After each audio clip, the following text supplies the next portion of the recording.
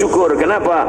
Tetap dia masih boleh mengucapkan subhanallah walhamdulillah wala ilaha illallah wallahu akbar. Nabi Musa alaihissalam, selepas Nabi Musa bertemukan dengan ibunya, selamat daripada ujian, lalu kemudian dia dibesarkan di tengah Fir'aun.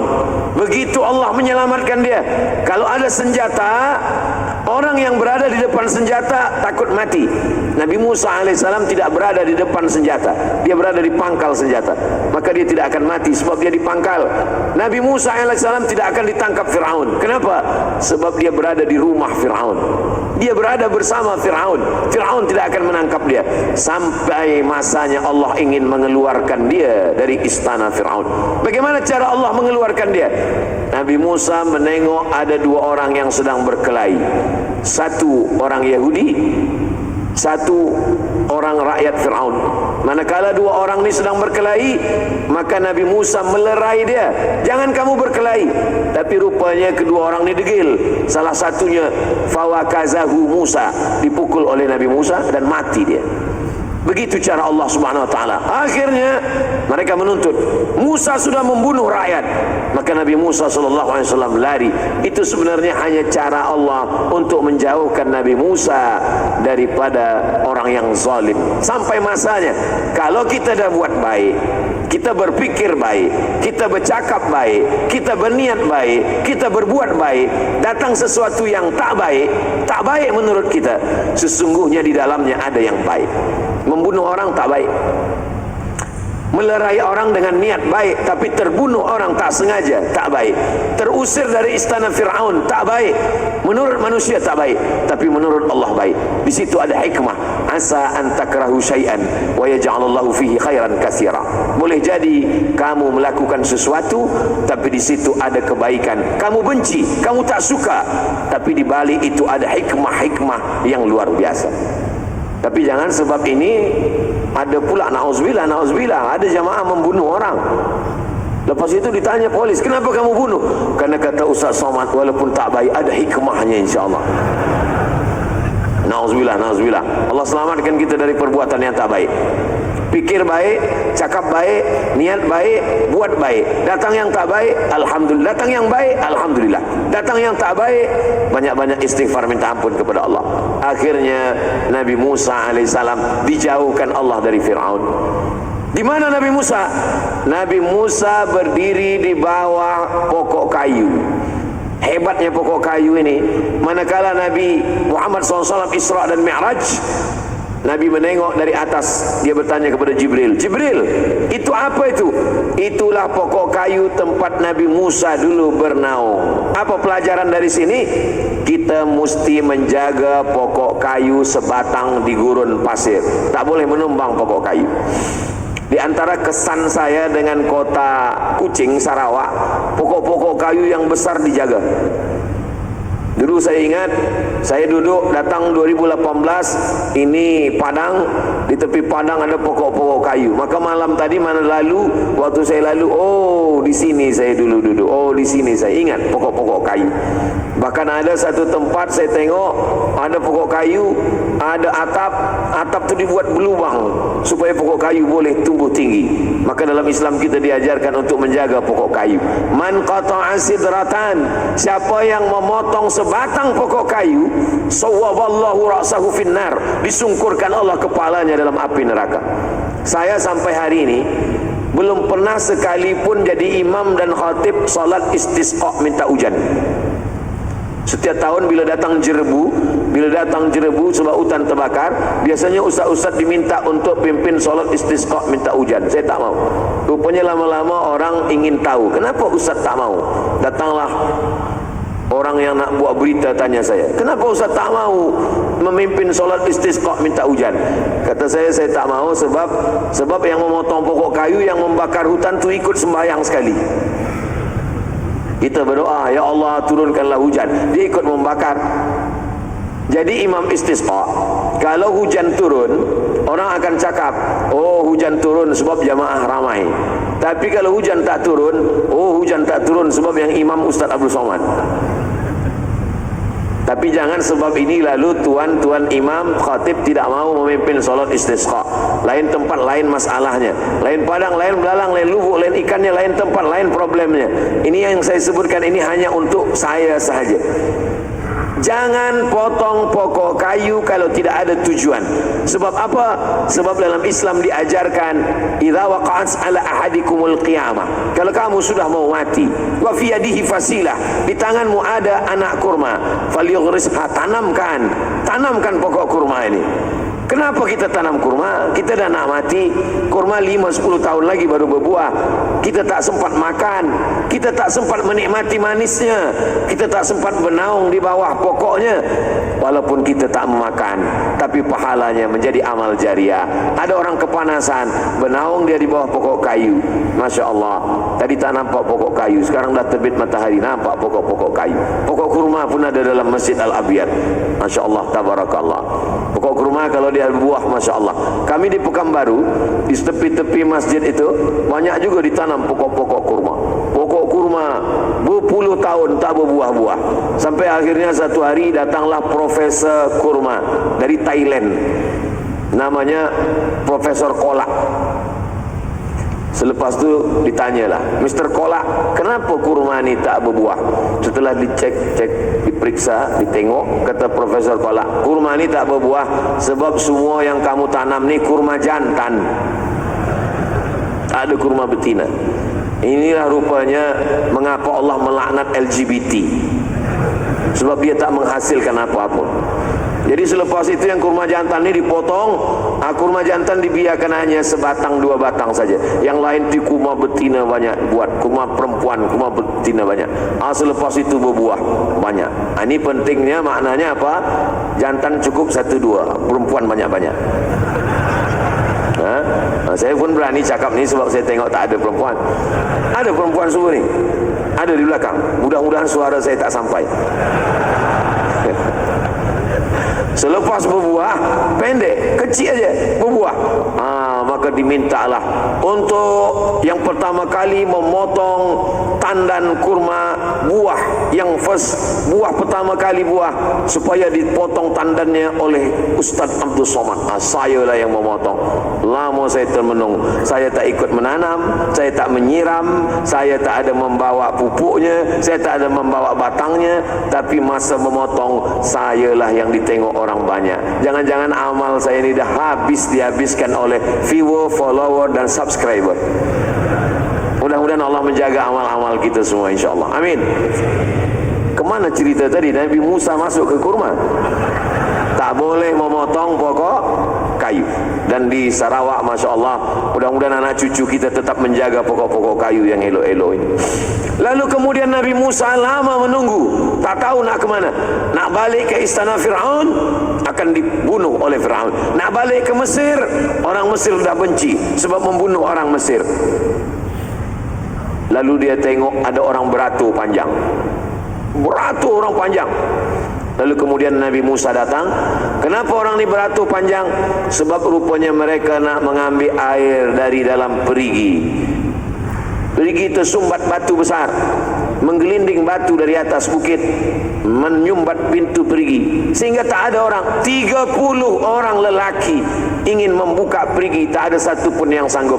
Nabi Musa seorang saja, sendirian saja dia sorong ini batu yang besar, lalu kemudian terbukalah dia. Patutlah dia tinju sekali mati. 30 lelaki tenaga Nabi Musa AS, dia sorong sikit terbuka. Orang yang beratur ni panjang beratur yang paling ujung ada 2 orang perempuan. Maka Nabi Musa AS mengatakan, mereka katakan, wahai Musa, kami 30 lelaki tak sanggup membuka pintu perigi, engkau sanggup, maka silalah engkau ambil air duluan. Kata Nabi Musa, ladies first. Tolong orang. Kalau kita nak ditolong Allah, tolong orang. Maka kata Nabi Musa, perempuan dulu. Perempuan itu pun mengambil air. Selepas dia ambil air, dia pun menawarkan. Apa kata dia kepada Musa? Apa yang boleh kami balaskan? Kata pepatah orang Melayu, kalau tak menjulur kundur, tak akan menjulur pucuk labu. Kita tanam kundur, kita tanam labu. Kalau keluar pucuk labu, baru keluar pucuk kundur. Artinya apa? Kita tanam budi dulu, baru orang berbalas budi. Kita buat baik dulu. Nabi Musa buat baik dulu. Selepas buat baik, barulah datang pertolongan Allah Subhanahu wa taala. Wallahu fi aunil 'abdi, ma kana al-'abdu fi auni akhi. Kalau ingin ditolong Allah, maka tolong saudara. Kalau ingin dapat rahmat Allah, pancing rahmat Allah itu dengan memberikan kasih sayang. Walaupun menolong seekor anjing, turun rahmat Allah Subhanahu wa taala.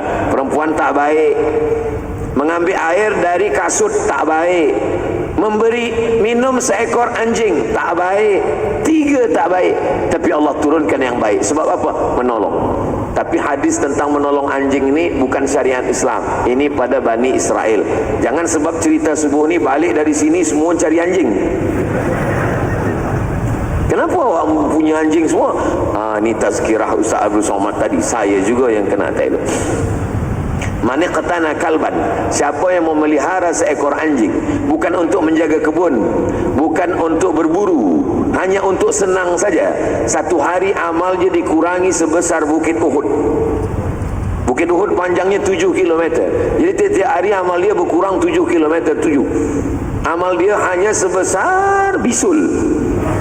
Maka tiap-tiap hari habis, minus semua amal dia di hadapan Allah SWT. Na'udzubillah. Kecuali kalau kita ada kebun, kalau kita ada macam-macam harta banyak, itu pun untuk sekarang tak perlu lagi. Sebab ada polis, ada security, ada keselamatan, ada keamanan.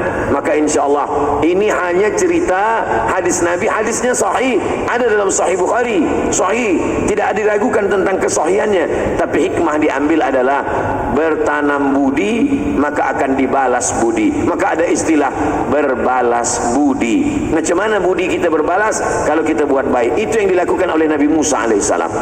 Lalu kemudian Nabi Musa pun dibawa. Kalau kamu tak ada yang boleh menolong, kata 2 perempuan tadi, ikutlah kami. Nabi Musa pun mengikut perempuan itu. Perempuan itu berjalan di hadapan, Nabi Musa di belakang.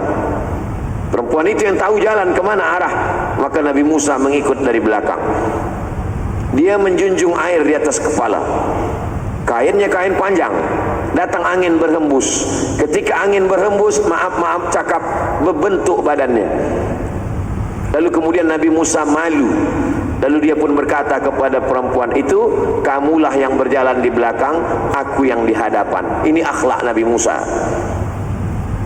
Perempuan zaman dulu dihembus angin baru berbentuk badannya.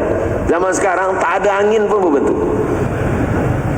Jadi kalau begitu hidup kita ni jauh lebih berat daripada Nabi Musa AS. Maka pemuda-pemuda belia, alhamdulillah, saya senang sekali bagi tazkirah malam tadi di Masjid Negara Sarawak. Yang menunggu di tepi jalan itu, hingga kami buka kaca dengan YB kereta, itu semua pemuda-pemuda semua. Subuh ini pun juga banyak belia-belia sembahyang subuh. Ini menunjukkan apa? 20, 30, 50 tahun akan datang, Sarawak, Kuching, masjid masih diisi oleh orang-orang beriman, insyaAllah. Amin. Kenapa? Masih banyak. Masih banyak belia, masih banyak budak-budak, masih banyak anak-anak muda belia, pemuda-pemuda kita, insyaAllah. Kalau di masjid itu isinya orang-orang tua saja, itulah yang kita cemas. Kalau masjid sudah tak ada lagi suara budak-budak, tak ada suara anak muda, tak ada lagi orang melambaikan tangan, kita masuk semuanya dah diam saja, itu alamat kapal akan tenggelam. Ustaz Somad, janganlah bercakap macam itu. Kami yang tua-tua ni merasa tersinggung, sakit hati. Tidak ada tua. Tua itu bukan masalah angka, tapi masalah rasa. Semua yang hadir subuh ini insyaAllah muda-muda semua. Mereka adalah orang 18 tahun yang termasuk ke dalam tubuh 70 tahun. Rasanya tetap muda, insyaAllah. Amin. Maka siapapun yang tua, kalau dia sembahyang berjamaah ke masjid, maka dia tetap muda. Sebaliknya kalau ada orang muda tapi di rumah, itu dia sudah usia emas. Maka kalau kita nak tahu muda atau tua, tengok dia berjalan tak ke masjid. Maka semua yang hadir di subuh ini, insyaAllah panjang umur, sehat badan, semangat terus, insyaAllah. Begitu cara menyenangkan hati orang tua. Lalu kemudian dia sampai ke rumah Syuaib. Rupanya dua perempuan tadi anak Syuaib. Apa kata perempuan tadi kepada ayahnya? Inna khaira man ista'jartal qawiyul amin. Ayah, kalau engkau ingin mencari pekerja, inilah lelaki ini. Ayah selama ini kan cari pekerja. Anak ayah dua orang perempuan, cuma sanggup membawa air. Kalau ayah ingin mencari pekerja, inilah orangnya. Kata Syuaib kepada anaknya, kenapa ini? Sebab dua orang ini punya dua sifat. Yang pertama, al-qawi, dia kuat. Yang kedua, al-amin, dia amanah. Ada orang ini kuat tapi tak amanah. Ada amanah tapi tak kuat. Ada lagi lebih parah, sudahlah tak kuat, tak amanah pula. Na'udzubillah. Kalau ayah ingin cari pekerja, ni orangnya, al-qawiyul amin. Ayahnya Syuaib sebagai seorang ayah tak boleh terima cakap anak bulat-bulat. Mesti tanya dulu. Oh, kamu sudah lama berkenalan dengan dia. Dari mana kamu tahu dia sifatnya kuat dan amanah? Dia orangnya kuat ayah. Sudah lama kamu kenal? Baru saja beberapa saat tadi. Kalau kamu baru kenal, dari mana kamu tahu dia kuat? Sebab 30 lelaki ingin membuka pintu perigi, tak ada satu pun yang mampu. Dia dengan sendirinya, itu menunjukkan dia kuat. Dari mana kamu tahu dia amanah? Dia orangnya amanah ayah. Kami berjalan di hadapan, dia tundukkan pandangan, dia pindah ke belakang, dia pindah ke hadapan, kami yang di belakang, kami yang tunjukkan kanan kiri, maju atau ke belakang. Ini orangnya amanah. Ini menunjukkan kita tak perlu kenal lama untuk mengetahui sifat orang. Ini bagi pemuda belia yang akan menikah, tak perlu kenal lama untuk tahu sifat perempuan. Sekejap saja. Karena kalau kenal lama, berzina mata, berzina telinga, berzina pikiran macam-macam. Maka untuk perbaiki, ini sekarang banyak orang kalau ditanya, kenapa kamu tak nikah? Kita sedang perkenalan dulu. Dah berapa lama? Udah 15 tahun. Apa ni? Perbuatan maksiat, dosa. Belajar saja. Setelah belajar, kenal baik-baik, ta'aruf, ada nampak dari jauh, Masya Allah, tabarakallah, inilah nampaknya, datang, Assalamualaikum Tuan Haji, nampaknya saya ini sudah menemukan buah hati belayan jiwa untuk mendampingi saya tak ingin berlama-lama, saya ingin, ini semua kebaikan-kebaikan. Jangan lama-lama, karena Nabi Musa dalam kisahnya menyebutkan sifatnya sudah tahu dari perhubungan yang sekejap, yang sebentar, yang penting kualitinya, nampak. Lalu kemudian selepas itu Nabi Musa pun, kenapa Nabi Musa menikah dengan perempuan ini? Tak ada satu pun ayat Quran bercerita perempuan itu cantik, tak ada. Tinggi semampai, tak ada.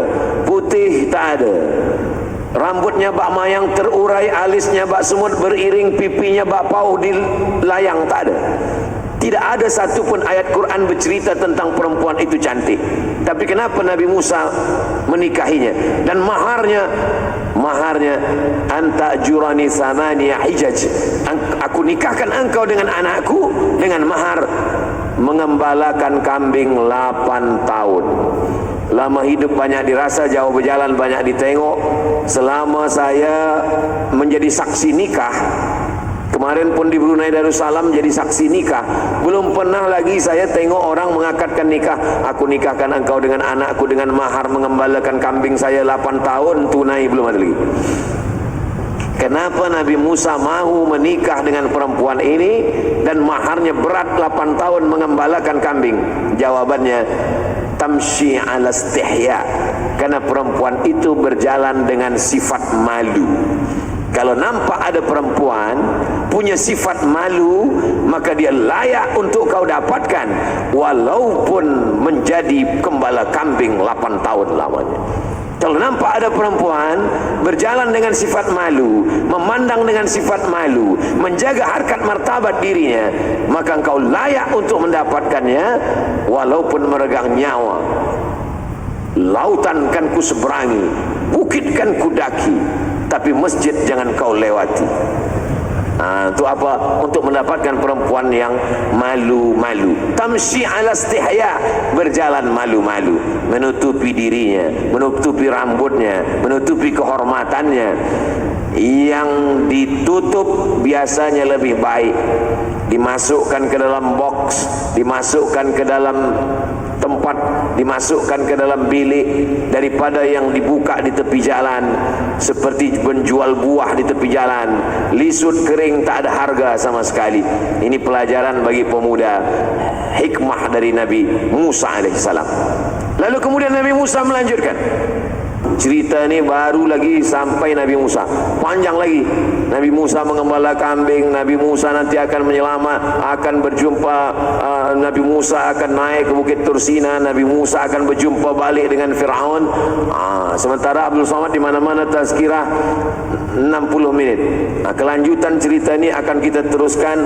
Saya datang ke Sarawak setahun sekali. Maknanya adalah bahawa Nabi Musa alaihissalam ujiannya berat, belum lagi sampai kepada puncak. Nanti dia akan menikah, lalu kemudian setelah itu dia kuat. Setelah itu Allah katakan, idhab ila Fir'aun, pergilah engkau menghadapi Fir'aun, innahu ta. Ujian jauh dari Fir'aun sudah selamat. Ujian jumpa dengan perempuan sudah selamat. Ujian menghadapi gembala kambing 8 tahun sudah selamat. Maka kalau dia sudah siap, barulah boleh menghadapi Fir'aun. Tapi Nabi Musa tak sampai ke Palestin. 600.000 orang Israel yang dibawa Nabi Musa melalui Laut Merah tak sampai ke Palestin, karena Nabi Musa meninggal di tengah jalan di gurun Sinai. Disitulah dia meninggal. Perjalanan itu dilanjutkan oleh muridnya bernama Yusha bin Nun. Mereka menyebutnya Joshua, Yusha bin Nun. Apa makna pelajaran? Jangan merasa gagal, jangan merasa tak berhasil, tidak sukses kalau tak sampai ke tujuan. Saya kalau mati mungkin tujuan tak sampai, tapi insya Allah ada murid-murid, ada jamaah yang meneruskan perjalanan. Itulah yang membuat kita berhasil.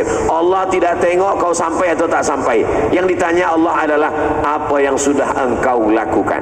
Bersandar pada kayu yang besar tumbang, bersandar kepada harta binasa, bersandar kepada manusia hari ini menjadi kawan, esok menjadi lawan. Bersandar kepada siapapun akan hilang, jatuh dan musnah. Satu-satunya tempat bersandar hanya Allah Subhanahu wa taala. Apa tajuk yang Ustaz bagi? Tak ada tajuk, sebab masjid tak bagi tajuk.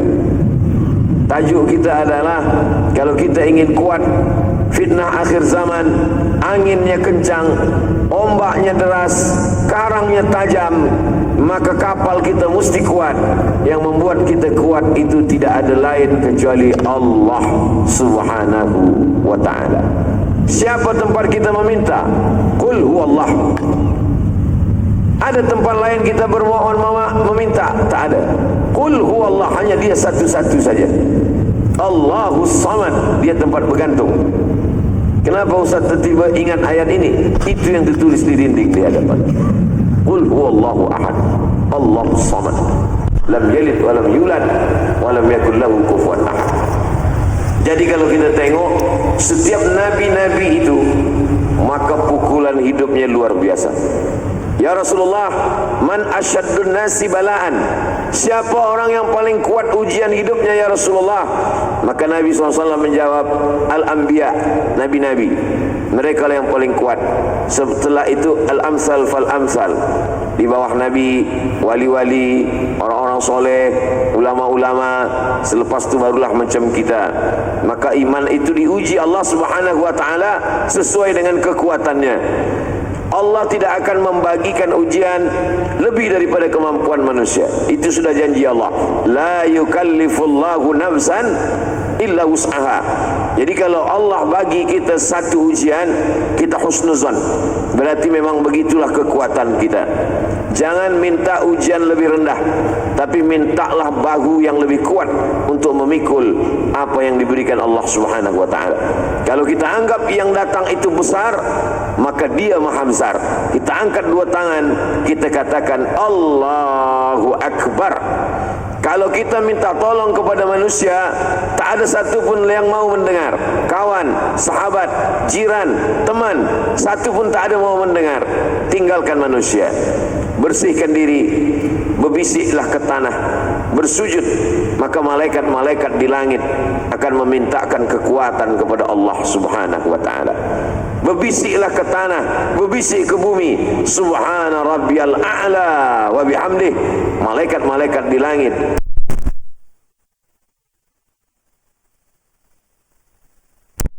ke grup-grup WhatsApp. Karena semua manusia, kalau manusia itu ada 10, kita susah, yang 8 itu senang menengok kita susah, yang 2 lagi pura-pura susah menengok kita susah. Begitulah sifat manusia. Maka kalau kita tengok kesusahan di atas kesusahan, Nabi-Nabi, apa kata Allah kepada Nabi Muhammad sallallahu alaihi wasallam? Faqsusil qasasa.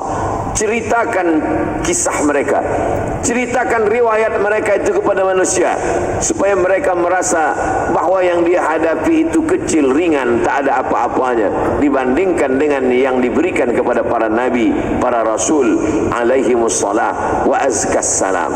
Kalau kita tengok Nabi Musa alaihissalam, Nabi Musa itu belum lagi lahir ke atas dunia, belum lagi menengok ibu bapanya, belum lagi bernafas di atas alam semesta, sudah ditimpa satu ujian yang luar biasa. Apa kata Allah menceritakan tentang perbuatan Fir'aun? Yudzabbihuna abna'akum wa yastahyuna nisa'akum.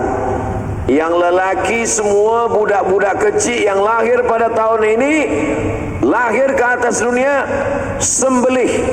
Sebab dia menengok dalam mimpinya, dia tengok ada budak kecil yang akan menarik mahkotanya. Lalu dia tanya kepada penasihat-penasihat. Waktu itu tukang-tukang sihir, tukang sihir takwil mimpi. Coba kamu takwilkan mimpi saya ini. Apa yang Tuhan nampak? Yang saya nampak ada budak kecil menarik mahkota saya. Kata penasihat dia, ini tahun ini ada seorang yang lahir yang akan menarik kekuasaan engkau. Maka ketakutan. Apa pelajaran yang kita ambil dari mimpi Fir'aun? Bahawa orang sehebat Fir'aun yang kuat, ternyata dalam hatinya yang paling dalam ada rasa takut, ada ketakutan. Bukan takut menengok orang yang gagah perkasa, bukan takut menengok orang yang kuat, takut melihat mimpi. Mimpi pun takut. Jadi kalau kita sangka kita takut, kita tak ada takut. Takut kita sudah habis kepada Allah Subhanahu wa taala. Khatib sudah naik ke atas mimbar. Apa kata khatib di atas mimbar? Ittaqullah, takutlah kepada Allah. Habiskan takutmu kepada Allah sehingga tak ada tersisa lagi untuk manusia. Habiskan takutmu kepada Allah sehingga tak ada lagi yang tersisa untuk makhluk Allah. Habiskan takut kepada Allah sehingga kita hanya berkata la haula wala quwata illa billah. Itulah yang dibimbing kita oleh imam selepas sembahyang tadi. La ilaha illallah wahdah, dia saja, la syarikalah, tak ada yang lain. Lahul mulku, dia yang punya kekuasaan. Walahul hamdu, dia yang dipuja dan dipuji. Yuhyi, dia yang menghidupkan. Wa yumit, dia yang mematikan.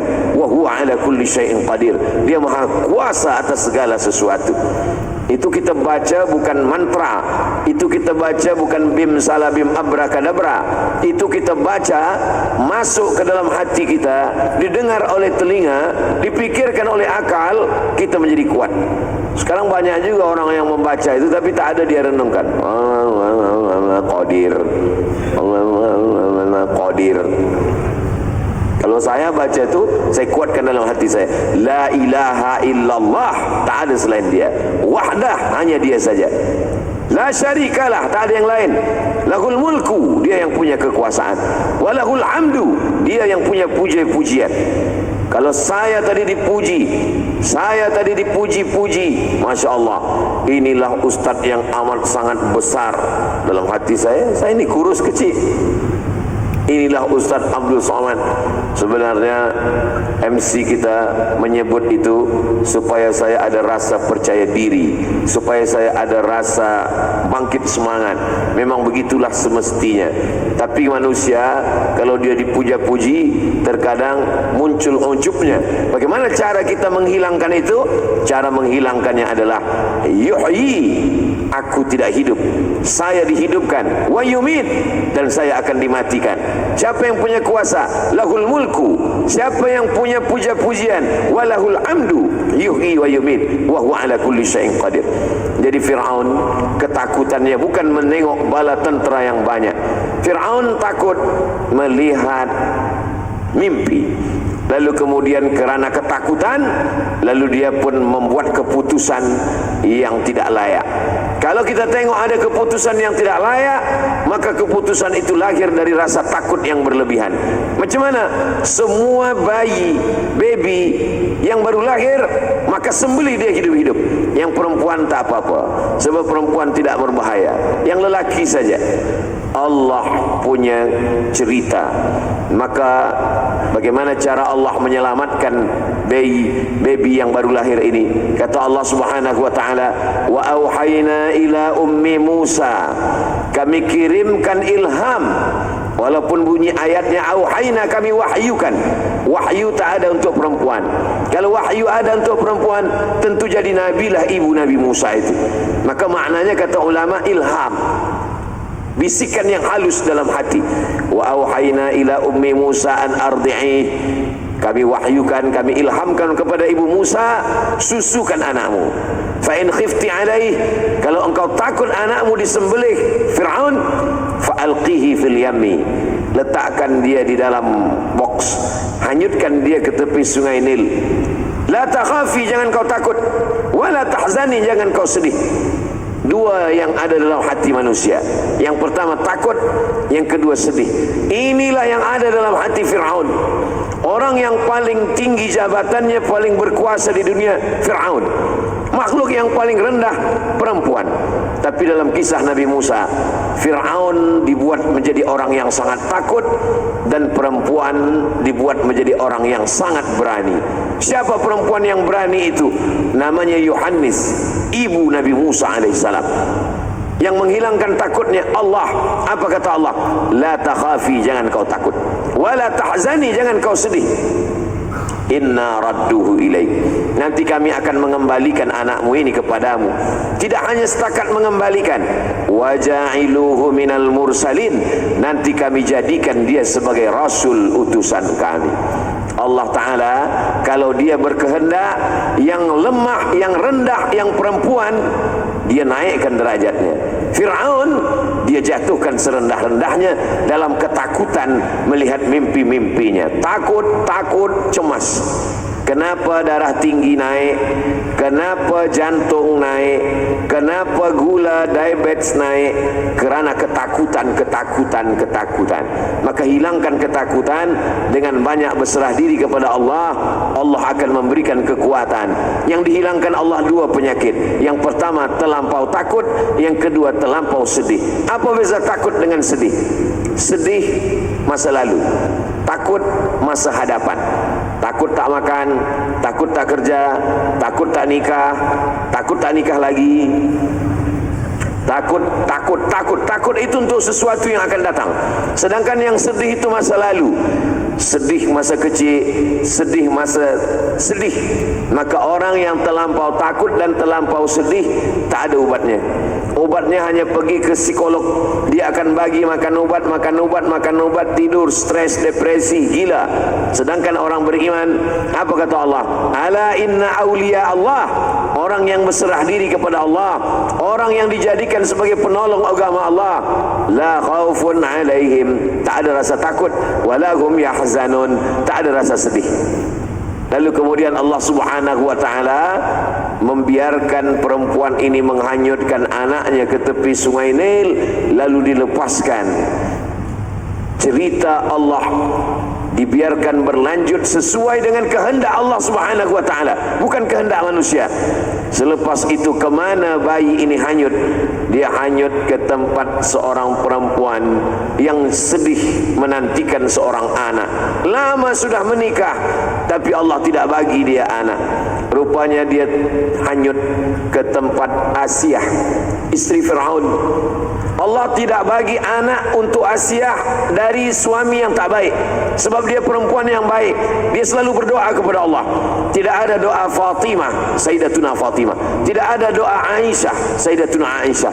Tak ada doa Khadijah, tapi doa Asiyah ada. Begitu Allah memuliakan. Apa kata Allah? Kata Asiyah berdoa kepada Allah, najjini min fir'auna wa amalihi wa najjini minal qawmiz zalimin. Rabbi ibnili 'indaka baitan fil jannah. Ya Allah, binakan untuk saya satu tempat di surga. Najjini min fir'aun, selamatkan saya dari Fir'aun. Allah menyelamatkan Asiyah bukan hanya dari perbuatan Fir'aun, tapi dari punya anak dari suami Fir'aun. Allah selamatkan dia sehingga dia tidak punya anak. Coba bayangkan kalau Asiyah itu punya anak, anaknya dari Fir'aun. Orang bertanya, comelnya anak engkau, tapi sayang ayahnya Fir'aun. Sehebat-hebatnya Fir'aun. Belum pernah saya bagi tazkirah kemana-mana tempat, lalu orang kemudian mengenalkan diri. Ustaz Abdul Somad, kenalkan, saya ini keturunan Fir'aun. Belum pernah. Adanya orang, Ustaz Somad itu keturunan Sayyidina Abu Bakar Siddiq, nasabnya sampai As-Siddiqi ujung namanya di Aceh. Hasbi As-Siddiqi, profesor doktor, keturunan. Jadi banyak orang menyebut dia keturunan fulan, Al-Haddad, Al-Jifri bin Syihab bin Syekh Abu Bakar, Al-Idrus, keturunan zuriat Nabi Muhammad sallallahu alaihi wasallam. Ini Al-Hasani, ini Al-Husaini. Untuk apa ini? Innal Hasan wal Husain sayyida syababi ahli jannah. Sesungguhnya Al-Hasan dan Al-Husain pemimpin dua pemimpin pemuda penghuni surga. Mudah-mudahan pemuda-pemuda kita yang sembahyang subuh ini masuk surganya nanti dipimpin oleh Sayyidina Al-Hasan dan Sayyidina Al-Husain.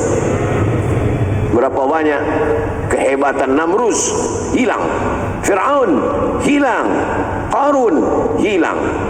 Ceritanya masih ada, tapi dijadikan iktibar pelajaran untuk sesuatu yang tak baik. Lalu kemudian Allah Subhanahu wa taala menyelamatkannya. Maka dipanggillah orang untuk mengambil kotak box. Ketika dibuka dia tengok ada bayi yang lama sudah dia inginkan. Dia ingin punya anak. Rupanya Allah kalau bagi rezeki tanpa mengandung anak, tidak perlu maaf muntah-muntah, tidak perlu mengandung 9 bulan, tidak perlu meregang nyawa, melahirkan menyakitkan. Berapa banyak perempuan yang melahirkan menyakitkan tapi dapat anak tak baik. Tapi Asiyah, dia tidak mengandung, dia tidak melahirkan, dia tidak merasakan kesakitan, tapi dapat anak seorang nabi yang dipilihkan Allah Subhanahu wa taala.